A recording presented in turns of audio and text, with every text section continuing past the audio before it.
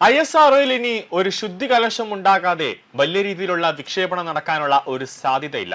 കാരണം ഒറ്റുകാരൻ ISROയിൽ തന്നെയാണ് ഉള്ളത്. അതുകൊണ്ട് തന്നെ കോടികൾ മുടക്കി എന്ത് വിക്ഷേപണം നടത്തിയാലും അതെല്ലാം പരാജയപ്പെടും. നിലവിൽ ISROയിൽ PSLV-C-61, PSLV-C-62 എന്നീ ഉപഗ്രഹങ്ങളുടെ വിക്ഷേപണങ്ങൾ തുടർച്ചയായി പരാജയപ്പെട്ടതിന് പിന്നിൽ ഒരു ചാരനുണ്ടെന്നും ഇയാൾ ഉന്നത ഒരു വ്യക്തിയാണെന്നാണ് ജന്മഭൂമി റിപ്പോർട്ട് ചെയ്യുന്നത്.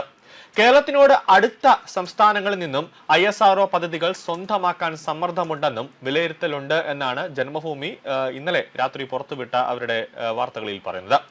സോമനാഥ് എന്ന മിടുക്കനെ ISRO ചെയർമാനായി അവരോധിക്കുന്നതിന് എതിരെ ഒരു ലോബി തന്നെ പ്രവർത്തിച്ചിരുന്നതായും വിലയിരുത്തലുണ്ട്. ഓപ്പറേഷൻ സിന്ദൂറിന് ശേഷം ഇന്ത്യ വിക്ഷേപിച്ച 2 PSLV ഉപകരണങ്ങൾക്ക് ഏറെ പ്രാധാന്യമുണ്ടായിരുന്നു. PSLV-62 ഇന്ത്യയുടെ പ്രതിരോധ മേഖലയെ ശക്തിപ്പെടുത്തുന്ന അതിപ്രധാനമായ ഒരു ഉപഗ്രഹത്തെ ബഹിരാകാശത്തേക്ക് എത്തിക്കേണ്ടതുണ്ടായിരുന്നു.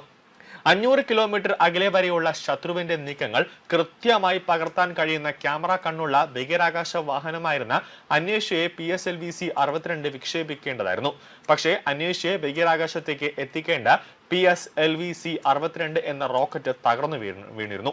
ഇതിനു പിന്നിൽ ISROയിലെ ചാരൻ പ്രവർത്തിച്ചിരുന്നതായും അഭ്യൂഹങ്ങൾ ശക്തമാണ്. 2 PSLV റോക്കറ്റുകളുടെ പരാജയത്തിന് കാരണം കണ്ടെത്താൻ ദേശീയ സുരക്ഷാ ഉപദേഷ്ടാവ് അജിത് ഡോവൽ തിരുവനന്തപുരത്ത് ISROയിൽ എത്തിയിരുന്നു.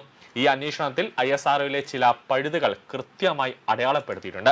കേരളത്തിലെ 2 അയൽ സംസ്ഥാനങ്ങളിലെ ചില ലോബികൾ ISROയിലെ പദ്ധതികൾ സ്വന്തമാക്കാൻ നടത്തുന്ന ചരടുവലികൾ പല പ്രശ്നങ്ങളും സൃഷ്ടിക്കുന്നതായാണ് ജന്മഭൂമി റിപ്പോർട്ട് ചെയ്യുന്നത്.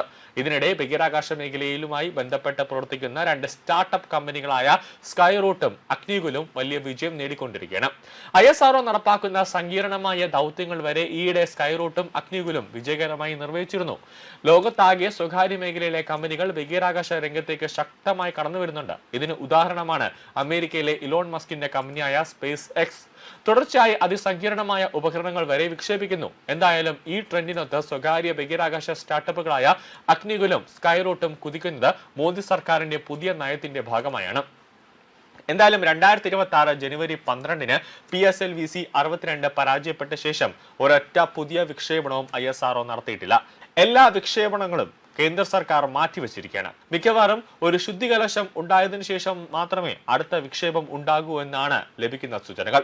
പക്ഷേ ഈ വമ്പനെ വീഴ്ത്തിയാൽ പ്രത്യാഘാതം വലുതായിരിക്കുമെന്നതിനാൽ വളരെ സാവധാനത്തിലായിരിക്കും ആക്ഷൻ ഉണ്ടാകൂ എന്നാണ് വിലയിരുത്തപ്പെടുന്നത്.